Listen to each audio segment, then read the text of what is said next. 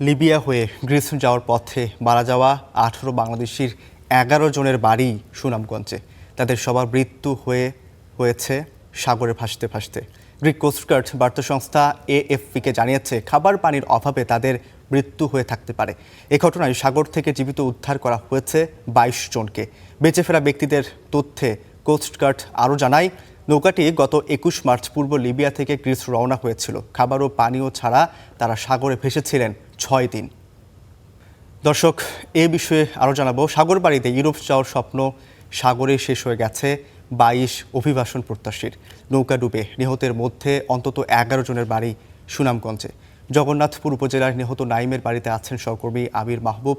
আমরা মাহবুবের সাথে যুক্ত হতে চাই। মাহবুব, যেমনটি আসলে বলছিলাম যে লিবিয়াতে যাওয়ার পথে অনেকেই মারা গেছেন, সেখানে আপনি আজকে অবস্থান করছেন, আরেকজনের বাড়িতে নাইমের বাড়িতে অবস্থান করছেন।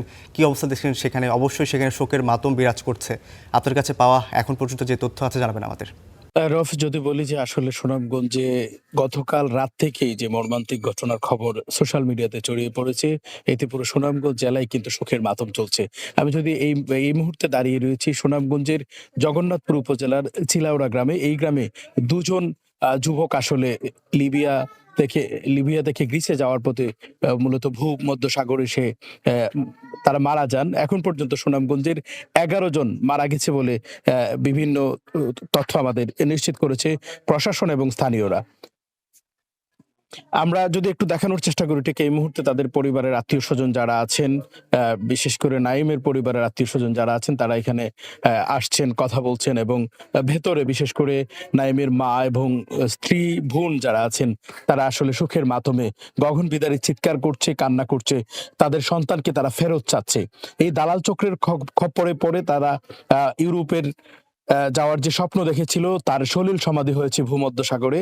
এখন পর্যন্ত ২২ জনের মৃত্যু হয়েছে। এর মধ্যে সুনামগঞ্জের ১১ জনের মৃত্যু, জগন্নাথপুর উপজেলার ৫ জন, দিরাই উপজেলার ৫ জন এবং দোয়ারাবাজার উপজেলার ১ জনের এখন পর্যন্ত মৃত্যু প্রশাসনের পক্ষ থেকে আমরা নিশ্চিত হয়েছি। এর মধ্যে তায়েফ নামের একজন দিরাই উপজেলার, যার সাথে পরিবার এখন পর্যন্ত যোগাযোগ করতে পারেনি। তবে তারা নিশ্চিত নন তায়েফ মারা গেছেন নাকি জীবিত আছেন। তবে সে এই গেমে ছিল বলে এটি আমাদেরকে নিশ্চিত করেছে। আর যদি বলি যে আসলে এভাবে কিন্তু বাংলাদেশে আমরা দেখেছি প্রায় সময় এরকম নানা দুর্ঘটনার কবলে পড়ে মানুষের প্রাণহানি করছে।